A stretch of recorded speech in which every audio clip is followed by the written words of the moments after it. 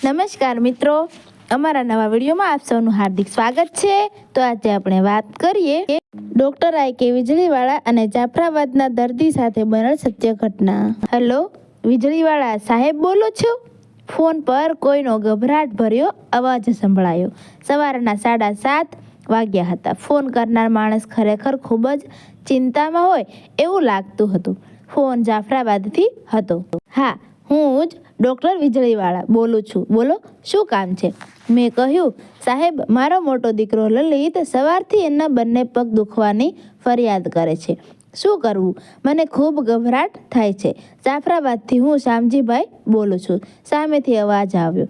શામજીભાઈ મારા ખૂબ જૂના દર્દી, હમણાં જેના અંગે જેમણે વાત કરી એ લલિતથી નાનો એમના એક દીકરાને હૃદયની બીમારી હતી। એ વખતે અમદાવાદ સિવિલમાં એનું ઓપરેશન કરાવેલું, પરંતુ કમનસીબે ઓપરેશન પછી થોડા વખતમાં એ દીકરો અચાનક જ ગુજરી ગયેલો। લલિત સૌથી મોટો 11 વર્ષનો, એને એ જ અરસામાં કંઈક થાય તો સ્વાભાવિક છે કે શામજીભાઈને ચિંતા થાય જ, પણ આ ઉંમરના બાળકો આખો દિવસ દોડાદોડી કરતા હોય છે, રમતા હોય, સાયકલ ફેરવતા હોય, એટલે એમનામાં પગ દુખાવાની ફરિયાદ ઘણીવાર રહેતી હોય છે।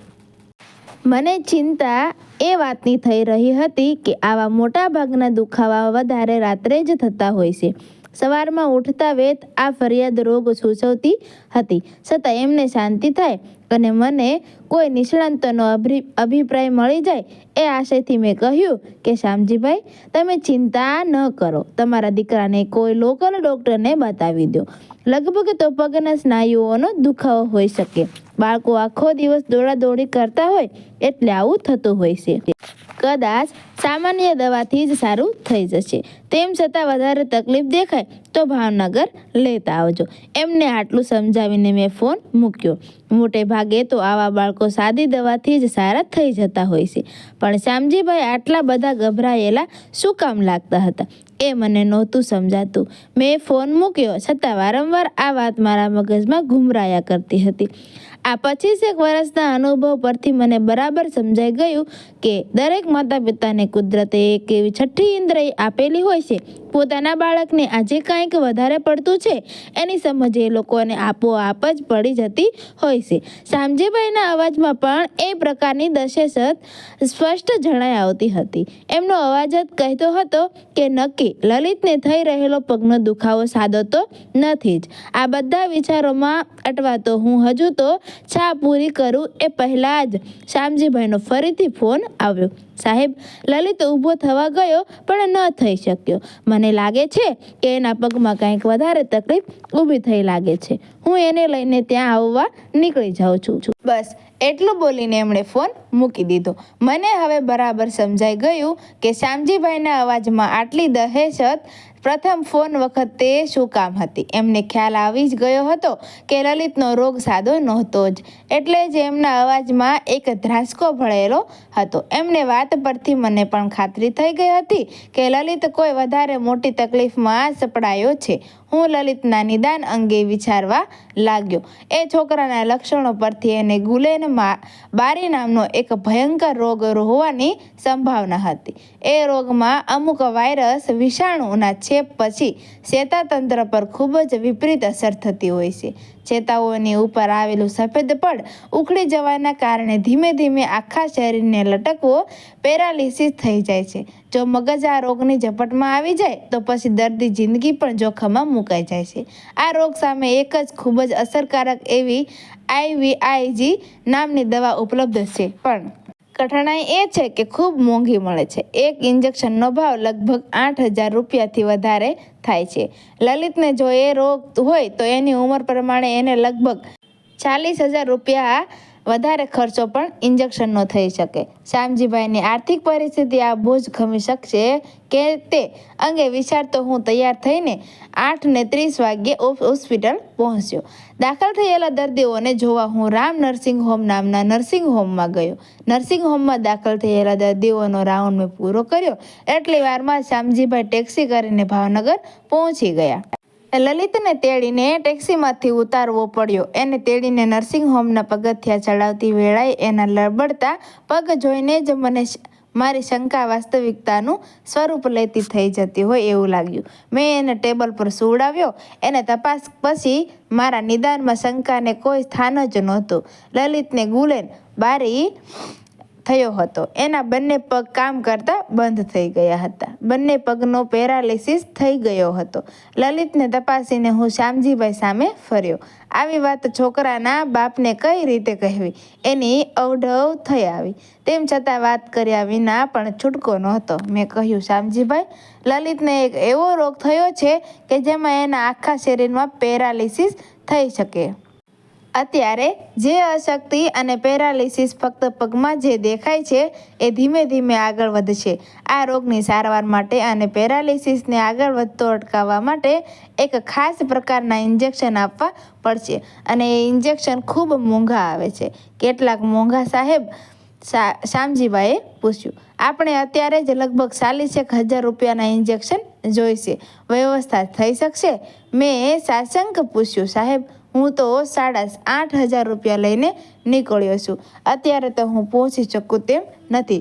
થોડાક સમય પછી મળી જાય તો ઉછીના પાછીના પણ કરી શકાય કે કંઈક વ્યવસ્થા કરી શકાય. બાકી અત્યારે તો તમે જે કરો તે, શ્યામજીભાઈ બોલ્યા. અમે વિચારમાં પડી ગયા. અમારી પાસે વધારે સમય તો હતો જ નહીં, કારણ કે આ રોગમાં 72 કલાક સુધી પેરાલિસિસ ઝડપભેર વધતો જાય એવી પૂરી શક્યતા હતી.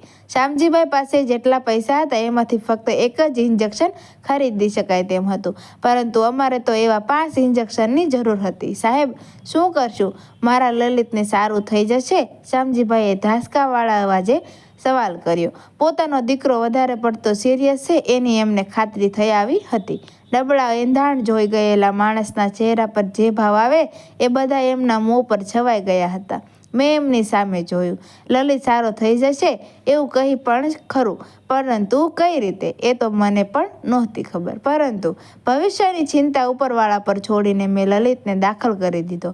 મુખ્ય ઇન્જેક્શન સિવાયની બાકીની સારવાર શરૂ કરાવી, પરંતુ મારા મનને શાંતિ નહોતી થતી. મેં મારા મિત્રોને ફોન કર્યો.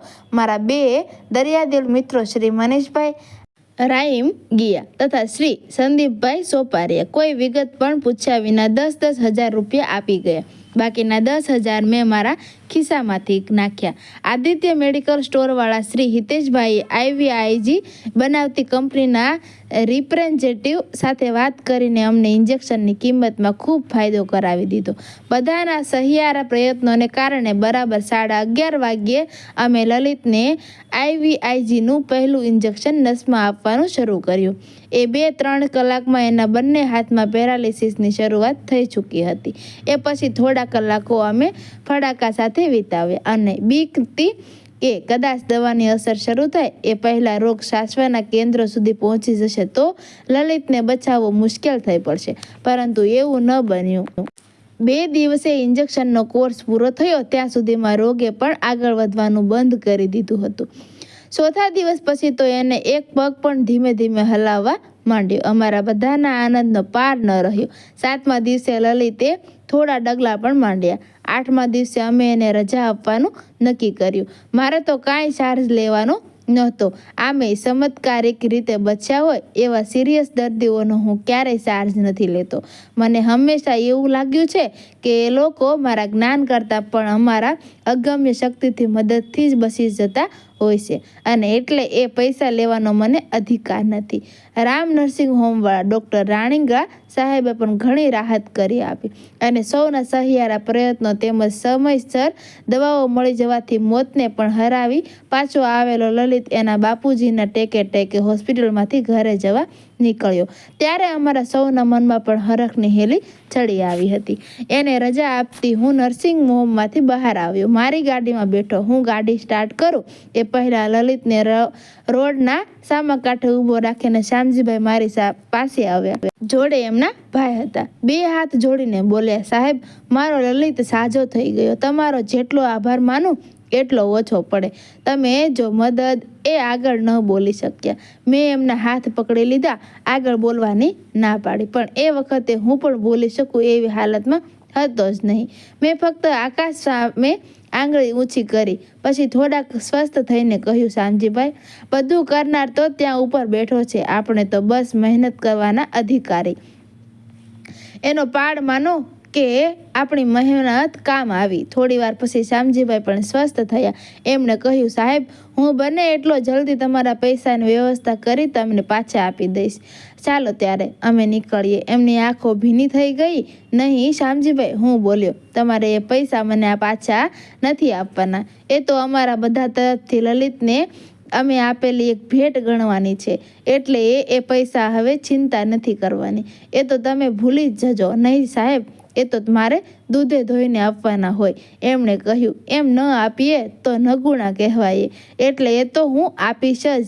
ના શામજીભાઈ, જરાય નહીં, ઘસીને ના પાડી. તમારે એ પૈસા પાછા આપવાના જ નથી અને ખોટા ધક્કો પણ નથી ખાવાનો. બસ એ વાત જ ભૂલી જજો અને ઈશ્વરનો આભાર માનજો.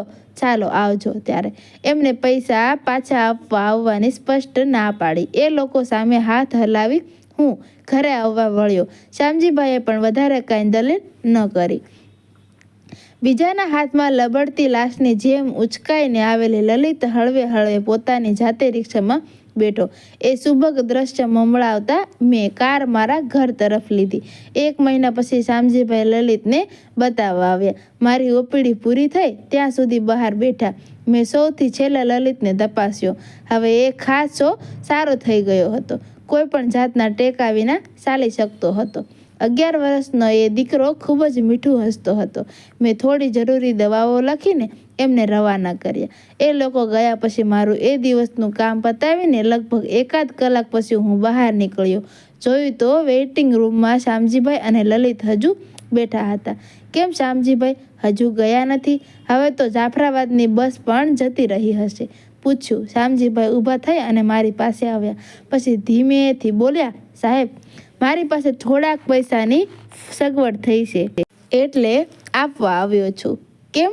આપણે તો વાત થઈ હતી કે તમારે એ પૈસા પાછા નથી આપવાના, તો પછી શું કામ લાવ્યા છો? અને આટલા બધા પૈસાની આટલા ટૂંકા ગાળામાં સગવડ કરી કઈ રીતે? ક્યાંક વ્યાજે તો નથી લીધા ને? મેં પૂછ્યું. કોઈ વ્યાજે એ પૈસા લઈને આવે એ હું ક્યારેય સહન કરી શકતો નથી.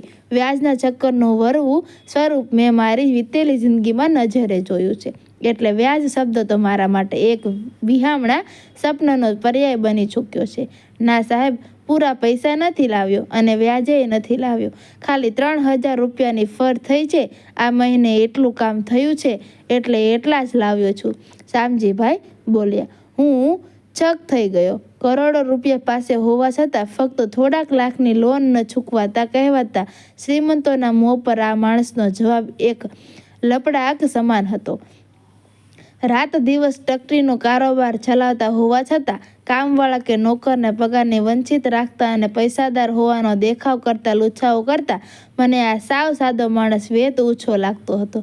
એ પછી ઘણી રકઝક થઈ. મેં ખૂબ ના પાડી, પણ શામજીભાઈ તો જાણે એ સાહેબને પૈસા આપ્યા વિના જાફરાબાદનું પાણી ન પીવાના સોગંદ લઈને આવ્યા હોય એમ કાંઈ સાંભળતા તૈયાર જ નહોતા. માણસો માંગવા છતાં પૈસા નથી આપતા. જ્યારે અડિયા અહીંયા હું સતત ના પાડતો હતો, તેમ છતાં જાણે પોતાની ધૂનમાં બીજું કાંઈ સાંભળવું જ ન હોય એમ શામજીભાઈ આગ્રહ છોડતા જ નહોતા. વારંવાર કહેતા હતા કે સાહેબ, બાકીની રકમ પણ હું કટકે કટકે આપી દઈશ. હું ગળગળો થઈ ગયો.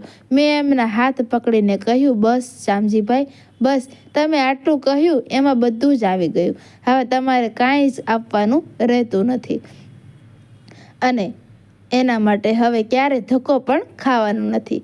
અને બાકી રહી વાત આ 3000 રૂપિયાની, તો આ 3000 રૂપિયા પણ અમારા તરફથી લલિતને ભેટ સ્વરૂપે ગણી લેજો. અને હવે પછી એ ભૂલી જજો કે અમે તમને મદદ કરી હતી. અરે ભલા માણસ, અહીંયા કોણ કોને મદદ કરે છે એ આપણે કોઈ દિવસ ખબર નથી પડતી. એટલે હવે એ બધો હિસાબ આજે પૂરો થઈ ગયેલો ગણજો. એટલું કહીને મેં માંડ એમના પાછા મોકલ્યા. શામજીભાઈ અને લલિત ગયા. હું ઘડીક ત્યાં જ ઊભો રહી ગયો. મારા મનમાં થતું હતું કે ખરેખર શામજીભાઈ જેવા માણસોને કારણે જ આ દેશ મહાન બન્યો હશે અને આવા લોકોને કારણે જ આ દુનિયા પણ ટકી રહી હશે. બાકી તો એ ક્યારની રસાતાળ થઈ ગઈ હોય. મિત્રો, વિડીયો ગમ્યો હોય તો વિડીયોને લાઇક કરજો, શેર કરજો અને અમારા આવા જ નવા વિડીયો જોવા માટે અમારી ચેનલને સબસ્ક્રાઈબ કરી લેજો. Thank you.